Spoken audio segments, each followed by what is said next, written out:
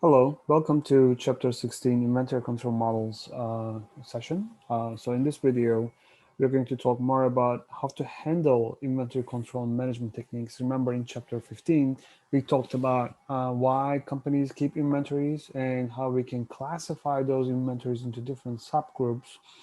This chapter is more about how to control importantly classified SKUs, stock keeping units.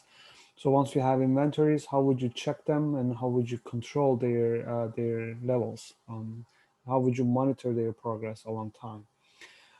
So in this video, more specifically, I am going to talk about some pros and cons of keeping inventory, low-level inventory versus high-level inventory. You will see that the pros are and the cons are going to switch when we talk about, the benefits of keeping high-level inventory on the next slide.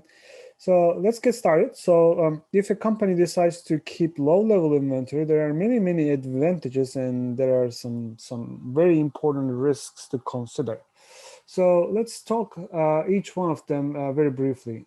So one of the few perks is about keeping low-level inventory is inventory holding cost. So as you keep your inventory at the low levels, the cost that you're going to be paying for it is going to be much lower because it's going to occupy much smaller spaces, and the depreciation and the tax amounts that you will have to pay on those low inventories are going to be lower compared to higher level inventories, right? And also the cost of capital, the capital that you are going to tie for the low level is going to be much lower. And then you could do many other things with that capital, that extra capital that you would have paid for keeping high level inventory. We already mentioned that the storage and handling costs are going to be lower.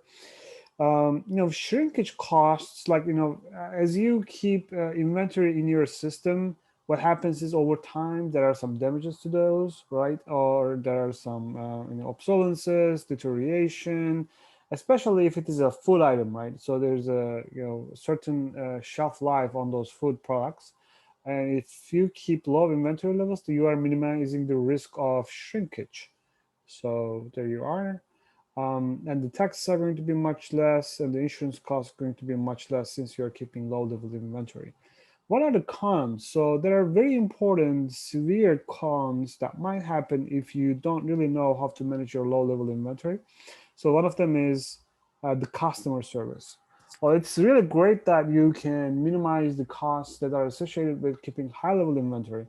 As you keep like low level your inventory levels at the low level, you have to be very careful about not stocking out or not saying no to your customers, right? Otherwise, your customers might say, this person or this company has really no idea how to handle their inventories.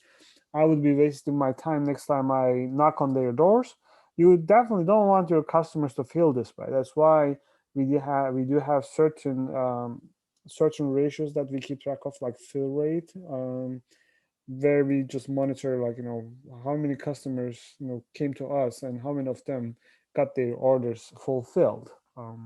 So we have to be very careful balancing the inventory levels, keeping low inventory levels versus high inventory levels. You have to make sure that you are making your customers very happy. And the readiness against quality problems, sometimes those shrinkage problems might create extra pain.